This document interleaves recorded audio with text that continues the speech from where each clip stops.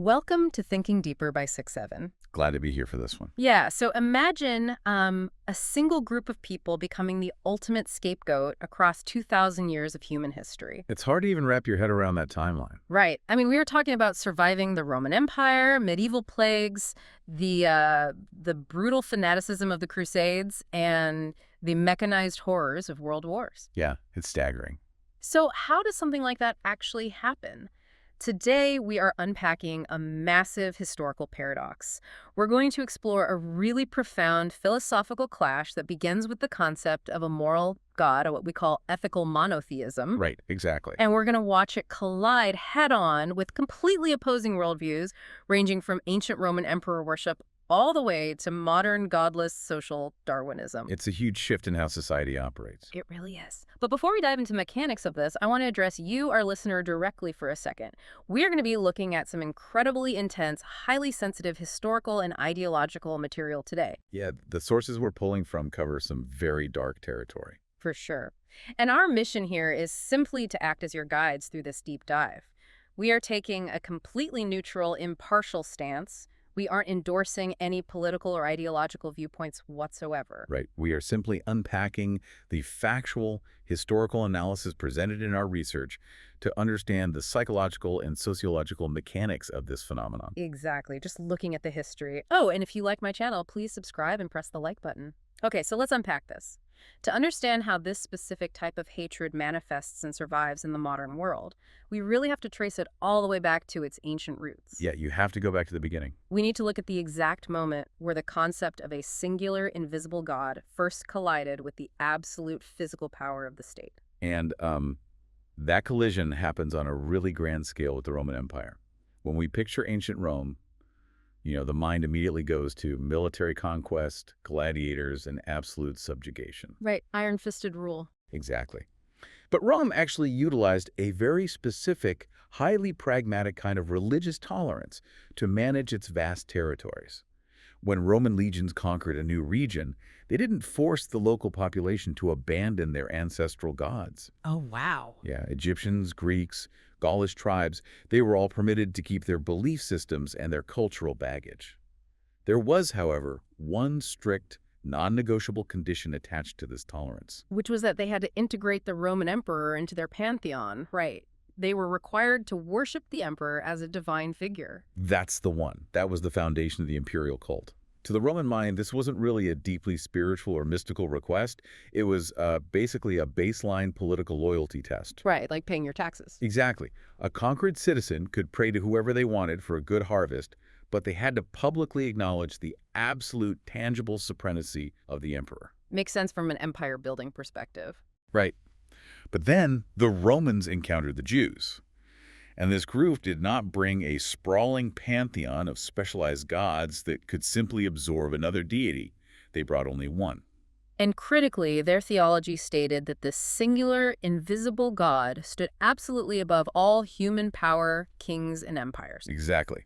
They absolutely refused to worship statues of men, and they fundamentally rejected the deification of any emperor. Okay, let's look at this through a modern lens because it helps to visualize it. It's almost like a massive corporate merger. Right, yeah, I see where you're going. The new executive board says, hey, you can keep your old, quirky company culture, but you are absolutely required to hang a portrait of the CEO in your office and, I don't know, pledge your ultimate allegiance to it every morning. Right, just a small token gesture. Yeah, but for the Jewish people, their core concept of God made that demand completely non-negotiable. That visual captures the friction perfectly, I think.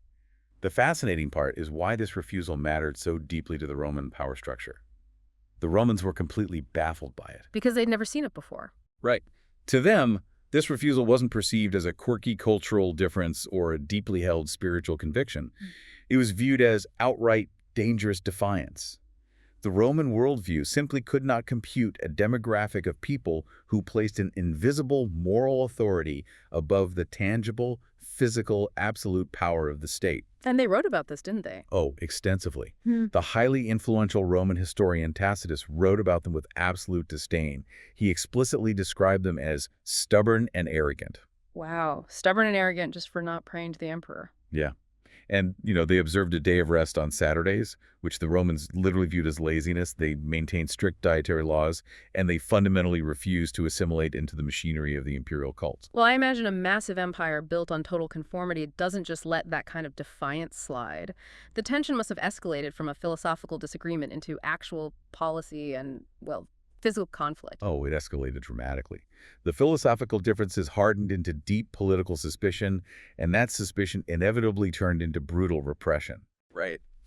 Emperor Tiberius actually expelled them from Rome around 19 AD, using the justification that their strange customs were corrupting Roman citizens. So the scapegoating begins. Exactly. But the real breaking point came a bit later. The religious friction ignited massive bloody rebellions.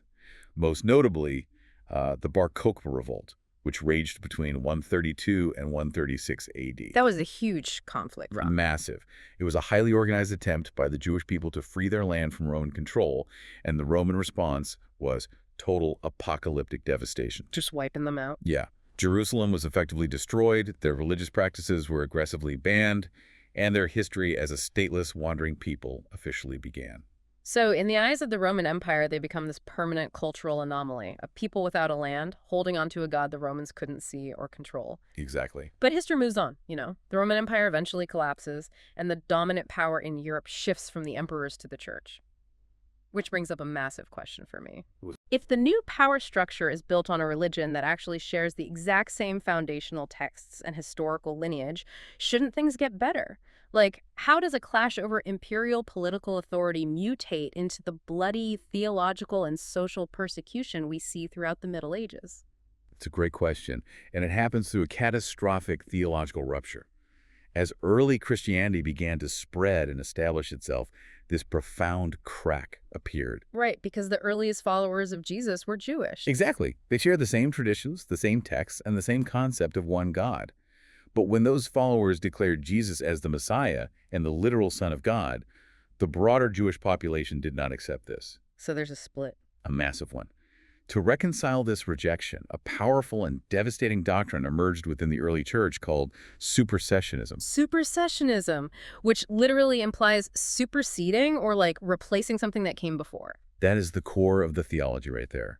The doctrine claimed that Christianity was no longer just the continuation or fulfillment of Judaism, but its absolute replacement. Wow.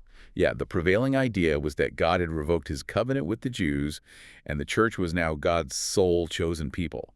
That shifted the entire landscape. So it's not just a disagreement anymore. No, suddenly theological differences were weaponized. Massive figures in the early church, leaders like St. John Chrysostom, began delivering fiery sermons that publicly labeled Jews as enemies of God. Okay, here is where the paradox gets really difficult to wrap my head around. How does a massive institution that explicitly preaches a gospel of love your neighbor and turning the other cheek internally justify the kind of horrific massacres we see later on? Yeah, it seems completely contradictory. I mean, I'm thinking about the complete slaughter of communities during the Crusades. If we look at the psychology behind that, we see how theological framing creates a massive moral loophole. When a group is officially designated as the people who actively rejected the ultimate divine truth, they are no longer viewed simply as neighbors. They become the enemy. They are framed as internal existential enemies. By the late 11th century, Pope Urban II called for the First Crusade to liberate the Holy Land from Muslim control. But human psychology, whipped into a religious frenzy, doesn't always want to march thousands of miles to fight an enemy. Right, they look for someone closer. Exactly. Many crusaders turned their weapons on the Jewish communities living right next door in Europe, in cities like Worms, Mainz, and Cologne. Thousands of innocent people were brutally murdered in their own streets. Just horrifying. The Crusaders presented them with a terrifying absolute ultimatum: conversion to Christianity or immediate death. The universal rule of love your neighbor was entirely suspended because the theological narrative had successfully dehumanized them. And once that dehumanization is normalized, people start believing things that completely defy logic. I mean, you get these incredibly bizarre, fabricated rumors spreading across Europe. Oh, absolutely. The blood libel is probably the most shocking example of this collective delusion. The blood libel is a perfect case study in how fear overrides rationality. It essentially started in Norwich, England, in 1144.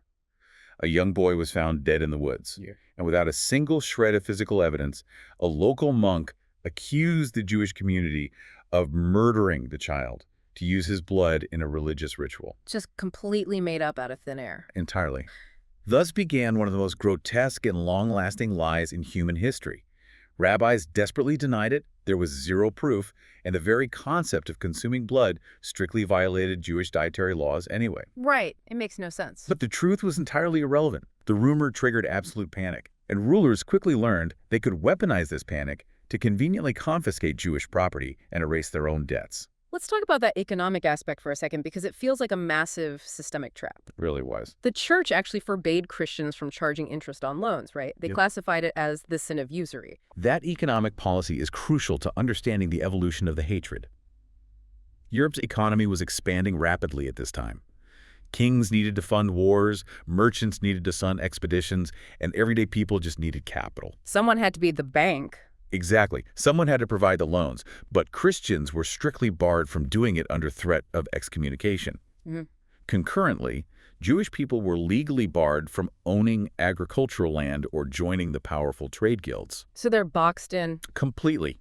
They were systematically locked out of almost every normal avenue of making a living, so they were forced into money lending just to survive in a hostile society. It's a breathtakingly cruel setup. I mean, society literally designs the architecture to force them into this one specific, highly marginalized, unpopular economic role, Right. and then turns around and points the finger, creating a permanent stereotype that they are inherently greedy. It is the ultimate self-fulfilling prophecy, engineered by the state and the church.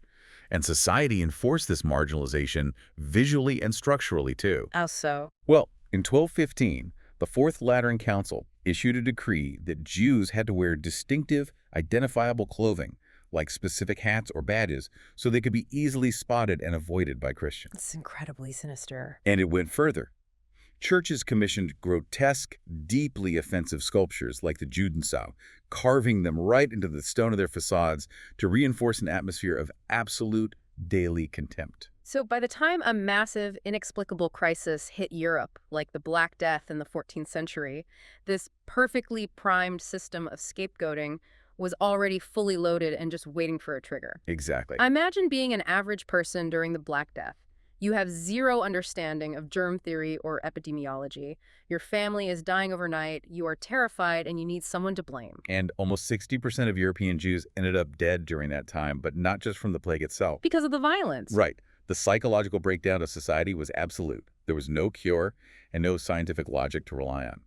A rumor swiftly spread that the wells were being intentionally poisoned. Unbelievable. In the city of Strasbourg alone, on Valentine's Day in 1349, nearly 900 Jewish men, women, and children were rounded up and burned alive in a public square. Wow.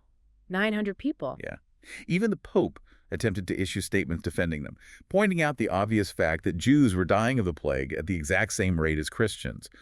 But the mob was entirely deaf to reason.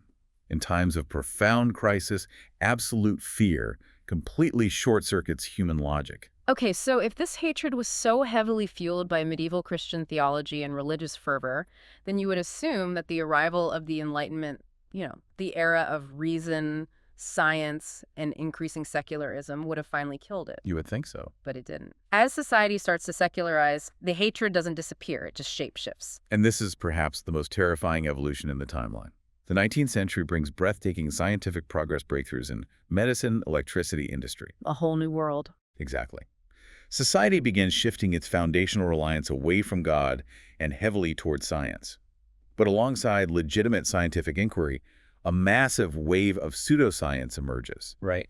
The justification for the hatred simply drops the outdated theological language of the Middle Ages and adopts a cold, atheistic, biological framework. It's almost like the hatred operates as a malicious computer virus. That's a really good way to put it. When European society upgraded its operating system from religious dogma to secular science, the virus didn't get wiped out. It just quietly rewrote its own code to bypass the new security system, disguising itself as a core part of the new programming. The historical record shows exactly how intentional that rewrite was, too. In 1879, a German journalist named Wilhelm Marr explicitly coined the term antisemitism. He literally invented the word. He didn't invent the hatred, but he rebranded it. He did this specifically to strip away the religious medieval connotations. He wanted the hatred to sound rational, modern, and backed by biology. So the narrative changes completely. Dramatically. The argument was no longer that Jews practiced a different faith. The argument became that they were an entirely different biological race, and more specifically, an incompatible, inherently inferior race that threatened the new scientific order. That shift completely changes the rules of survival. It fundamentally changes the nature of the persecution. It closes the only remaining exit door. Think about it. When hatred is purely theological, there is, at least in theory, an escape hatch: conversion. Right. If you change your religion, you're supposedly fine. If you completely abandon your beliefs and change what you practice, you can potentially be assimilated into the dominant group.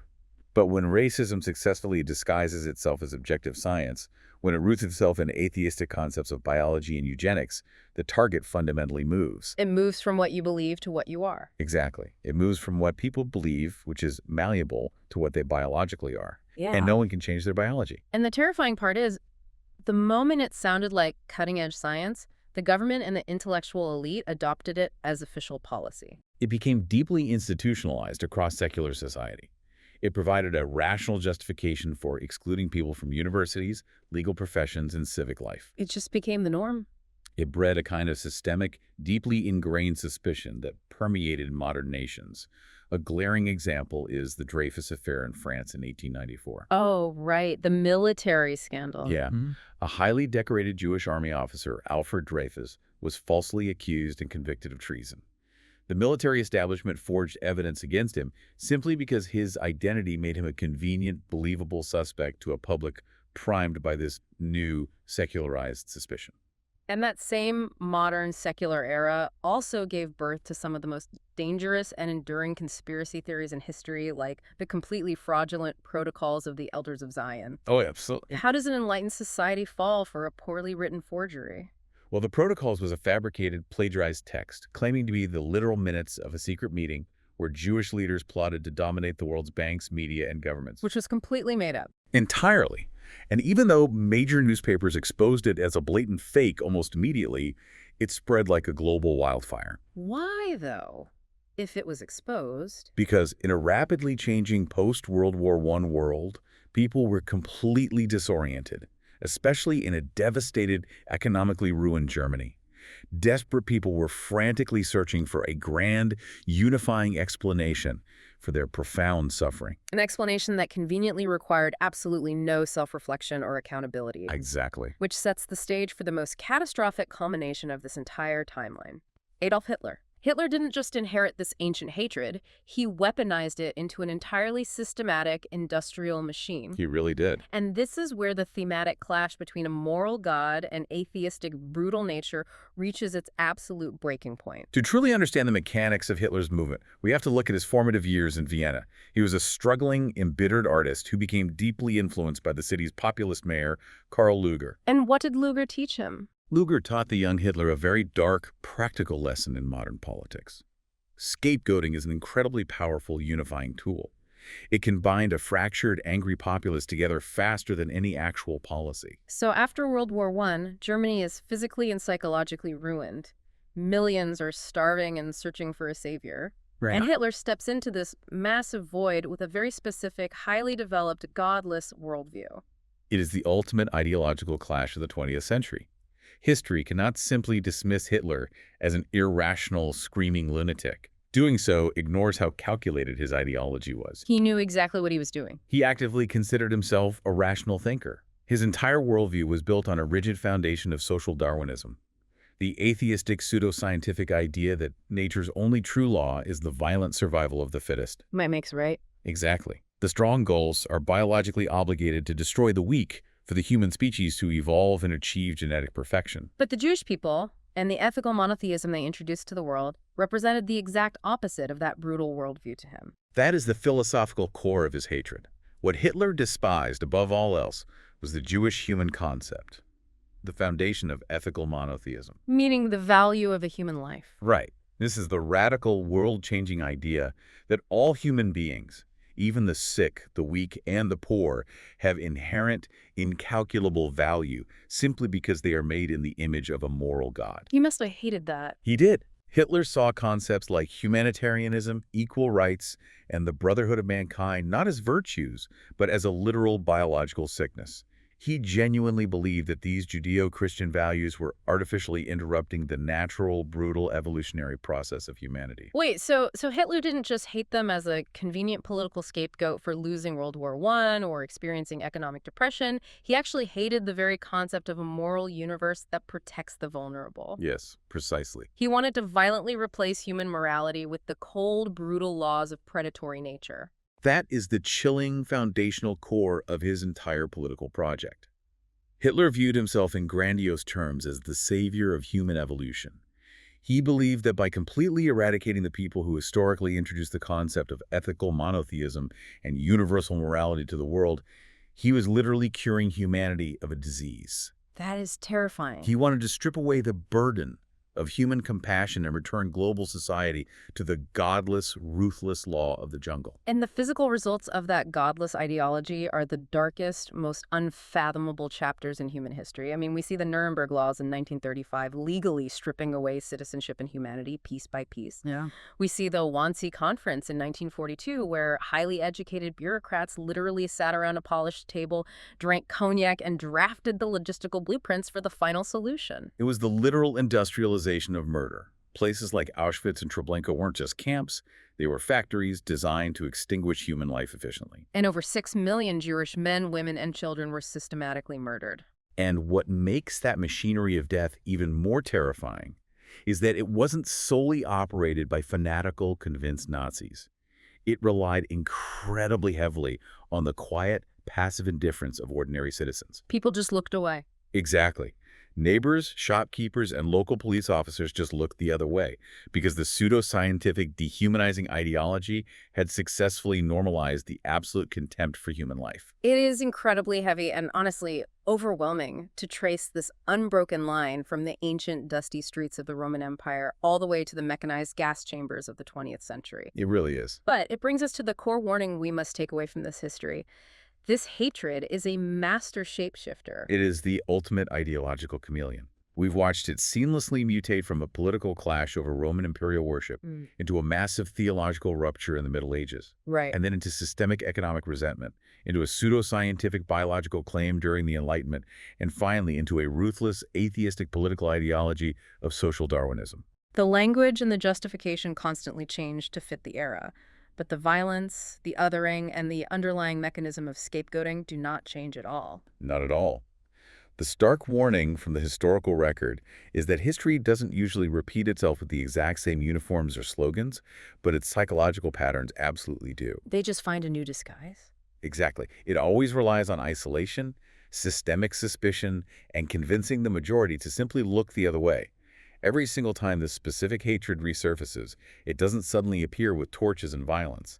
It starts quietly, It starts with soft words. with harmless-sounding jokes, and with the slow, methodical normalization of contempt in everyday society. The only effective antidote isn't just building stone memorials after the fact. It is maintaining an active, living memory. It requires the courage to speak out against the logic of dehumanization long before the ideology takes deep root. Which brings us right back to where we started this conversation. We've looked at a diagnostic 2,000-year landscape of human history, trying to understand how an irrational prejudice survives millennia by constantly upgrading its operating system to bypass our collective morality. It's a sobering reality to face. It really is. So to you listening, if history shows us that this hatred constantly reinvents itself to perfectly match the dominant worldview of its time, whether that worldview is worshiping a tangible Roman emperor, feverish religious zealotry, or a godless scientific pursuit of genetic perfection, we have to look at our own era. We have to ask ourselves, what disguise is it wearing right now, hidden perfectly in the blind spots of our modern society?